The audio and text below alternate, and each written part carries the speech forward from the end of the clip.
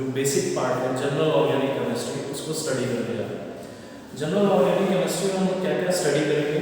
Basically हम लोग intermediates और टाइप्स ऑफ इंटरमीडिएट्स कैसे फॉर्म होते हैं उनके बारे में पढ़ेंगे, प्लस उसमें बॉन्ड फ्यूजन, बॉन्ड क्लीवेज कितने टाइप के होते हैं, उससे कौन कौन सी स्पीशीज क्रिएट होती है ऑर्गेनिक, वो भी पढ़ेंगे।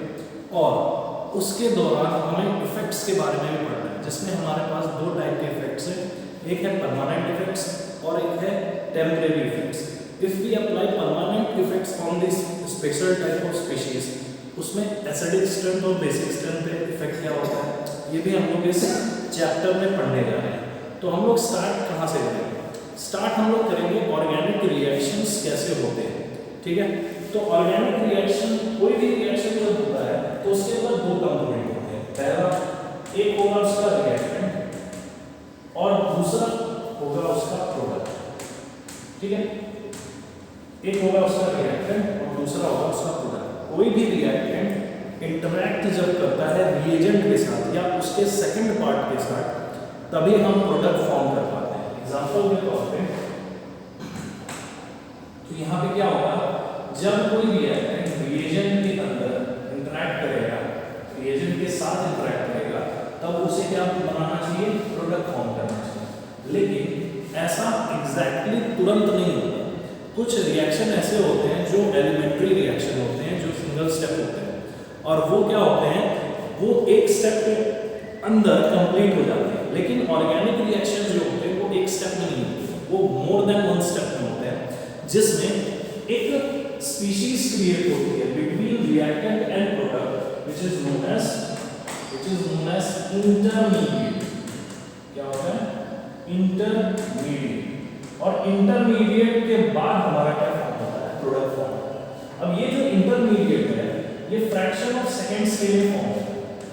It is for fractions of seconds, मतलब ये बहुत देर तक इंटरमीडिएट नहीं रहता। और ये स्टेप रेट डिटरमाइनिंग स्टेप होता है, मतलब किसी भी रिएक्शन का अगर आपको रेट जानना है तो आप इंटरमीडिएट के टाइम को कैलकुलेट करके और कब ये इंटरमीडिएट फॉर्म हो रहा है उससे आप रेट डिटरमाइन कर सकते हो, ठीक है। अब इंटरमीडिएट फॉर्म कैसे होता है? आपको पता है कि जब भी रिएक्टेंट रिएजेंट से इंटरैक्ट करेगा तो उसमें एक प्रोसेस क्रिएट होती है जिसको हम लोग बोलते हैं बॉन्ड ब्रेकेज। बॉन्ड का ब्रेकेज स्टार्ट होता है, तभी वो नया बॉन्ड फॉर्म करेगा। सिंपल सी बात है कि अगर कोई रिएक्शन हो रहा है तो उसमें बॉन्ड का ब्रेकेज होना लाजमी है। या तो आप बॉन्ड फॉर्म कर सकते हो या तो बॉन्ड ब्रेक कर सकते हो। लेकिन क्या है कि यहाँ पे दो तरीके के एलिमेंट्स हैं। एक है हमारा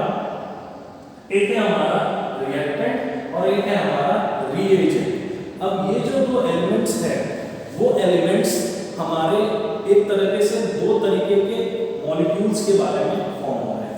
अब मान लीजिए कोई रिएक्टेंट है, रिएक्टेंट ए बी रिएक्ट कर रहा है रिएजेंट सी और डी। अब इन दोनों को अगर इंटरैक्ट करना है तो इसमें बॉन्ड का क्या होना चाहिए? ब्रेकेज होगा, तभी तो इंटरैक्ट करेगा।